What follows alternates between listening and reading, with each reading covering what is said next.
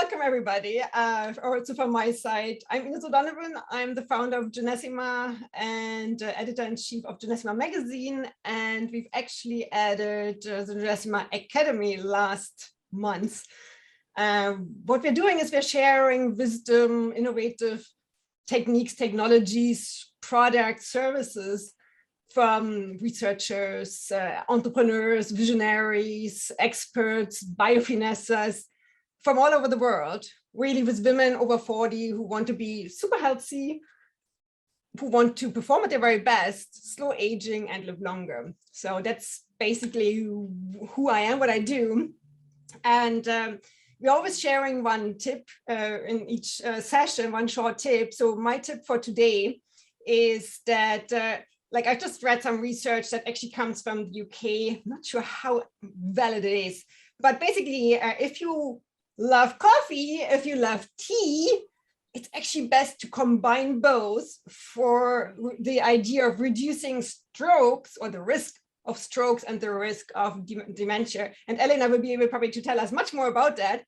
But basically what they found that in that study is that if you combine both, then you actually increase the chance that you don't get it up to for strokes up to 34% and dementia up to 30% combined, which is massive, even though, okay, the validity of the study is a bit questionable because like they asked for their drinking behaviors at the beginning and then they measured up to an average 11 years later. So it's, but considering that they have lots of polyphenols, good for reducing inflammation, good for reducing oxidative stress, so good for health and longevity.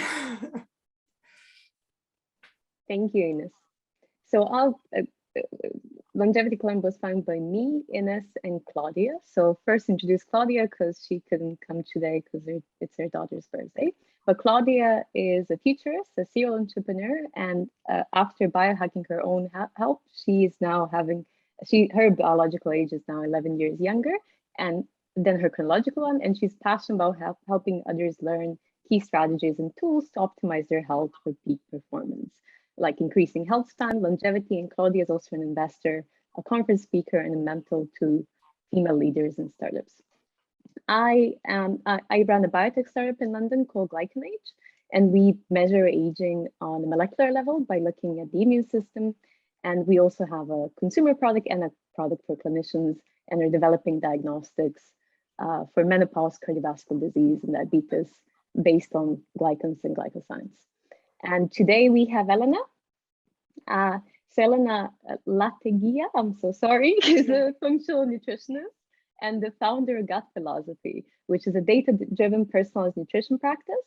She's also a senior nutritionist in Hum2N Health, which is a London-based integrative health clinic and working on cutting-edge therapies. Elena's mission is to educate and empower people about the role of gut health and overall well-being. In her practice, she's using a range of functional genetic testing, a professional range of supplements, as well as wearable devices to reinforce positive behavioral change. Her special interest is gut health, female hormone balancing, and longevity. Elena, you can go share your screen. Thank you. Thank you, Nina, for introduction. Well, first of all, thank you so much for having me here. I'm really honored to meet you all. And I hope you're going to learn something new, because given your backgrounds, you probably like, yeah, knew all of that. But before we start, it's a specifically nutrition-based presentation. What I would like you to think is 2 or 3 things you can really change for yourself. It could be tiny things, but as I speak, it would be lovely just to see maybe a couple of tips you could implement, because at the end of the day, it's all about practical implementation. Let me just share my screen and we can kick off. Okay, can you see the slide called inflammaging? Yeah. Okay, so I'll start diving through that, because we have like 20 minutes just to go nice and short. So we all know the hallmarks of aging, those are on the right. So this is 9 cellular processes contributing to aging. So aging effectively is just accumulation of the cellular damage over time, and this accumulation just causes dysfunction of tissues and organs and eventually death. I'm going to touch upon just a couple of them, just as an example. The mitochondrial dysfunction is one of the processes underlying aging. So what is mitochondrial dysfunction? So mitochondria is the energy, as you know, I'm sure all of you know, it's the energy producing organelle in our cells. And this is the reason why the small kids will be running around for hours and the older people cannot move that much and they're feeling tired. Because with age, that this mitochondria becomes really susceptible to reactive oxygen species and just cannot replicate itself. So we have less mitochondria, but also we have more dysfunctional mitochondria causing the energy levels going down, but also causing aging, contributing to aging. So cellular senescence is another example of the cellular processes, and it's basically the creation of zombie cells, and those zombie cells, they're sitting there and producing the inflammatory distress signals and contaminating effectively other cells around them, and eventually causing dysfunction and contributing to aging. So what is the common theme in all of these hallmarks and all of these 9 processes? And it's effectively, it's inflammation. So as we age, we are slowly chronically inflamed, and we're becoming more inflamed with age. This is not the systemic inflammation, which you can pick up on the blood test, but it's low-grade inflammatory processes. So the whole idea would be to combat this inflammation or this inflammation with the diet, but as well as lifestyle. I'd like to talk about the major source of inflammation, and it is gut. That's my favorite topic. So gut is always a driver of silent inflammation. In fact, I'm a functional medicine practitioner, and in functional medicine, we have a saying, when in doubt, treat the gut. So basically, if you're experiencing random symptoms, they're literally wide-ranging, anything from the headaches, PMS, bloating, constipation, allergies. Sometimes these symptoms have literally nothing to do with the gut, seemingly, or autoimmune conditions, certain cancers, they all would be linked to the gut. So what are the processes causing this inflammation in the gut? That would be infections, parasites, pathogens. If you're not producing sufficient enzymes or stomach acid, that would be causing some sort of inflammation. Any stress, physical or emotional, will be contributing to the gut inflammation. And obviously, if your digestive process is compromised, you will not be digesting food properly. Undigested food particles will be causing further inflammation. So all of these processes, they're contributing to inflammation as well as aging. So treating the gut as the foundation of longevity is absolutely crucial. When talking about gut health, we cannot disregard microbiota or microbiome. Those terms are used interchangeably. So we know that dysbiosis, or basically loss of balance in your microbiome, is contributing to many different chronic conditions. And aging is effectively a chronic condition. It's an illness which we can treat, and we should be treating with the supplementation, with the drugs, and lifestyle, of course, including diet. So as you can see, anything from anxiety to cancers to IBS to obesity to metabolic issues, it's all linked to dysbiosis or loss of your microbiota. Not necessarily having any pathogens in it, but simply having impoverished microbiota. Sorry. Okay. So what affects our microbiome? Majority of factors that are affecting our microbiome, it's actually out of our control. So microbiome of your mother would be, it's fundamental for a baby's microbiome. The way of birth, whether it's a C-section or vaginal birth, is really creates this foundation of your microbiome. So whether you were breastfed or not, where you live, do you live in the farm or do you live in the urban environment? Like now with COVID, we are over sanitizing everything. So the kids growing up now, for sure, they're going to have really impoverished microbiome. Whether you're taking antibiotics as a child, that's very common. And then aging, as we age, we're actually losing this microbiome diversity, and a lot of different diseases will be affecting our microbiome. So a lot of these factors, unfortunately, a little bit outside of our control. However, diet and exercise lifestyle and stress management would be something we all can do to make sure that our microbiomes are resilient and diversified. And we know from the longevity studies, when we're looking at the old people who are healthy old people, their microbiomes are really unique and very different. However, if you look at the microbiomes of people with chronic conditions, their microbiomes are very similar. And we want to have unique and really diverse and resilient microbiomes. This is the only characteristic of a healthy microbiome, because you can't really compare one person to another. We have really unique microbiomes. Even in the twin studies, where you have twins, they will have completely different microbiomes. So a lot of it will be driven by epigenetic factors, really, so by our environment. Okay, so what we do agree on is that to support your resilient microbiome, we do need to make sure that you have a really high plant diversity in your diet. So I work with a lot of clients, and when I ask someone how many vegetables do you eat, they'll be like, oh, I'm having vegetables with my every meal. But then if you ask them how many different types of vegetables, it all comes down pretty much to the same 7, maximum 9 types, right? You have carrots, cucumbers, tomatoes, you have broccoli, green beans, green peas. That's like my top 7. And it's literally, we're just eating the same food in and out.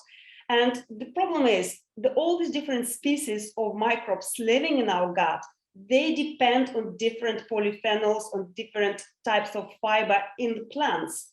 But also it's a food chain reaction. So one type of bacteria would be having, let's say, rice and producing some metabolites, and another species will be having this food. So if you never have rice in your diet, the second tier of species will be dying off.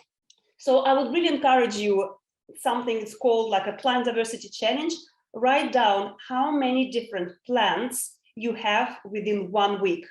And by plants, I mean vegetables, legumes, which is chickpeas, lentils, beans, whole grains, so things like rice, quinoa, millet, fruits, obvious, nuts and seeds, and herbs and spices. I'd like you to focus on all of them. Herbs and spices is more like a bonus points.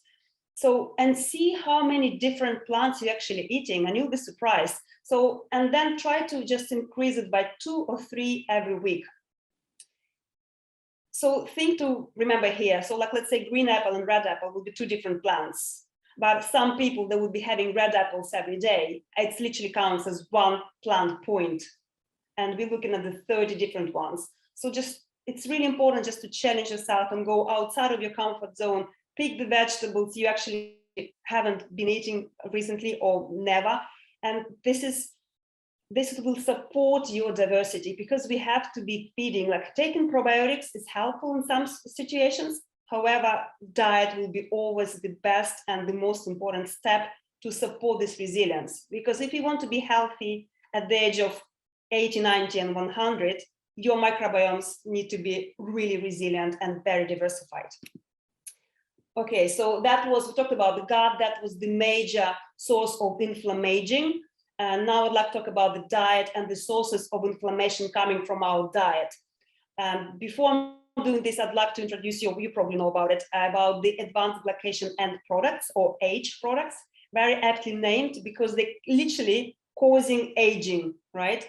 And those are split into really 2 groups, so metabolic and cellular waste and dietary. So what are H products? It's basically compounds which are created when proteins and fats interact with sugar.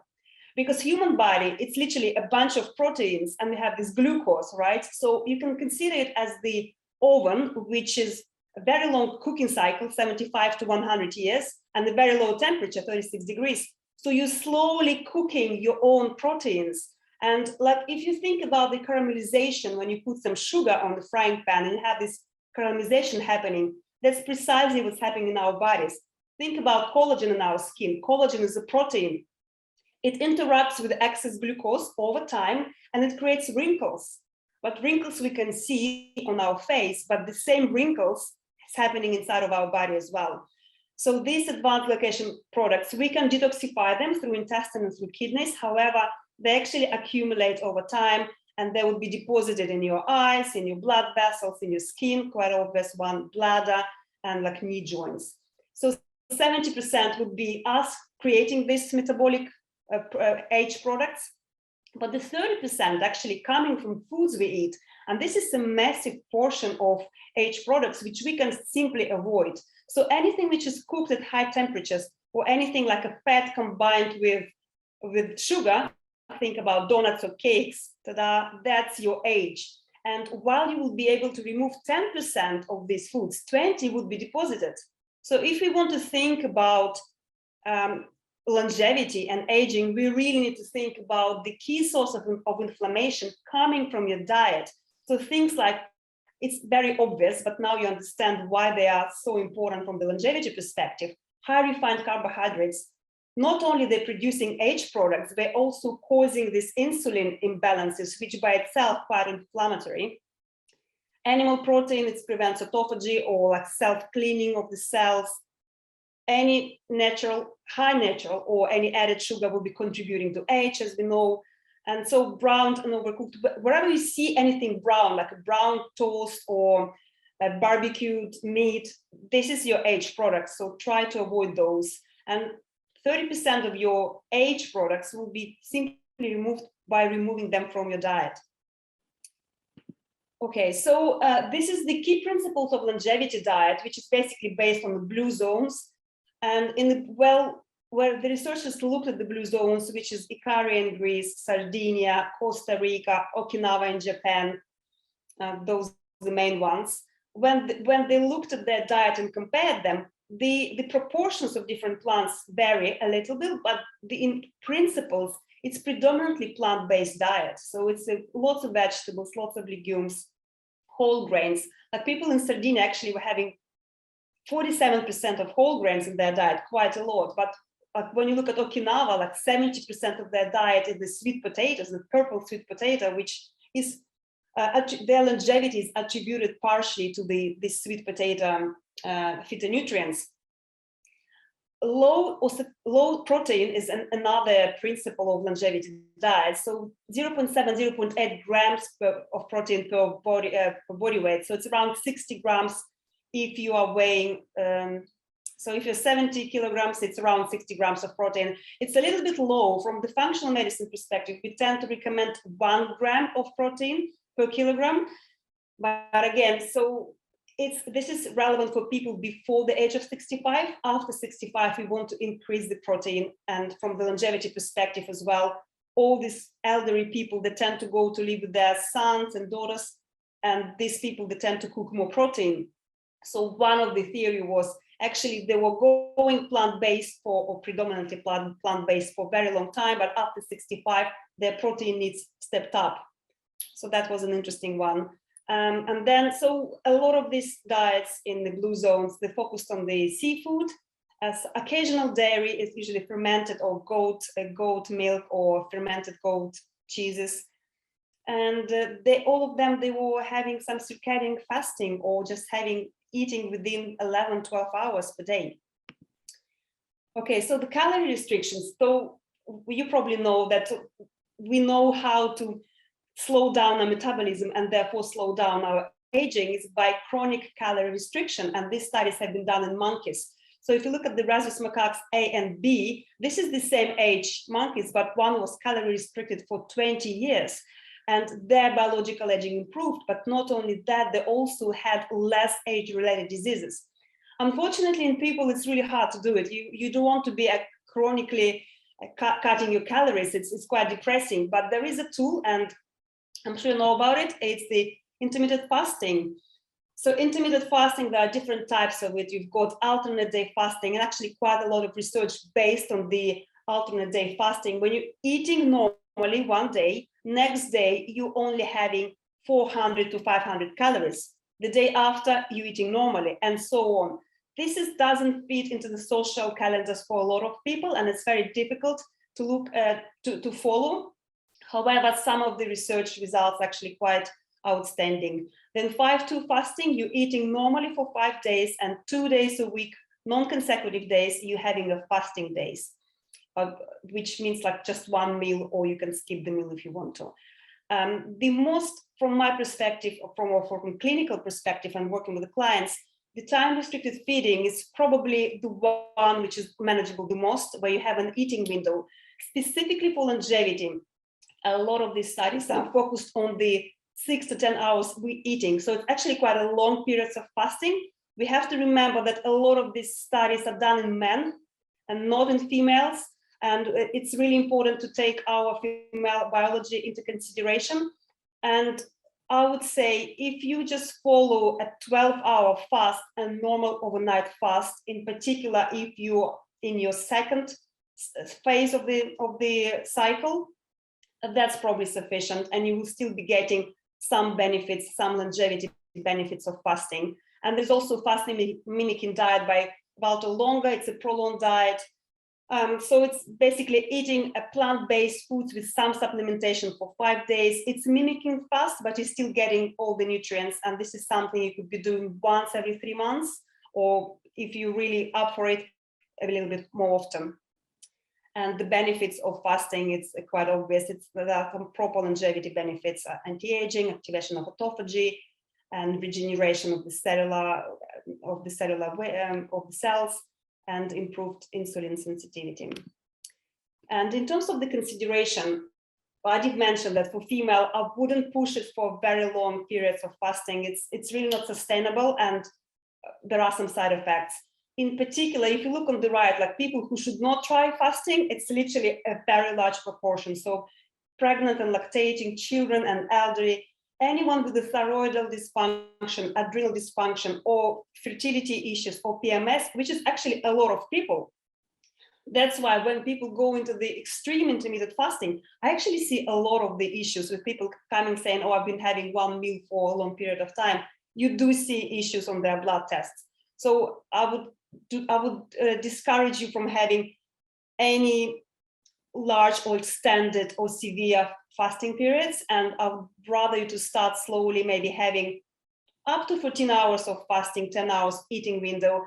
Ideally, you want to be skipping dinner rather than breakfast, but from the social perspective and the family meals, it's much easier, obviously, to skip breakfast.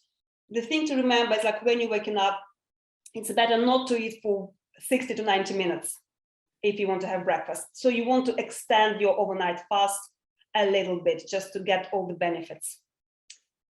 Okay, and I think, yeah, so I think that's it. It's a really nice and short presentation. So basically the key takeaways here is that if you suffer with any digestive issues, do address them. It's really important. Any food sensitivities, food allergies, treating the infections, that will be really important step. Eating to diversify your microbiome and try the plant diversity challenge. That's a really important takeaway. Avoiding pro-inflammatory foods, that's pretty obvious. Then monitor your blood sugar. You want to be able to see that your blood sugar is nice and stable. There are a bunch of apps on the market for that, but the continuous glucose monitoring, this is something I encourage people to do. And just following the low glycemic load diet, we want to be having this glucose nice and low, and insulin sensitivity, and a good insulin sensitivity, because we don't want to be creating these age products. And yes, and if you can follow the longevity diet principles, that's perfect. There's a lot of information now in the social media about the carnivore diets and having all these eggs and having all this butter out there. But actually, research in longevity is very clear. And it does say it's predominantly plant-based. It is not plant-based, it's not vegan diet, it's predominantly plant-based with some inclusion of fish, a bit of eggs, fermented dairy, and occasional red meat. And incorporating circadian fasting, that's my favorite type of fasting, basically not eating when it's dark. That's so easy. Sun goes down, stop eating, and you're getting your beautiful overnight fast until the morning. In the morning, don't eat for the first 60 minutes, and then have a beautiful breakfast with coffee.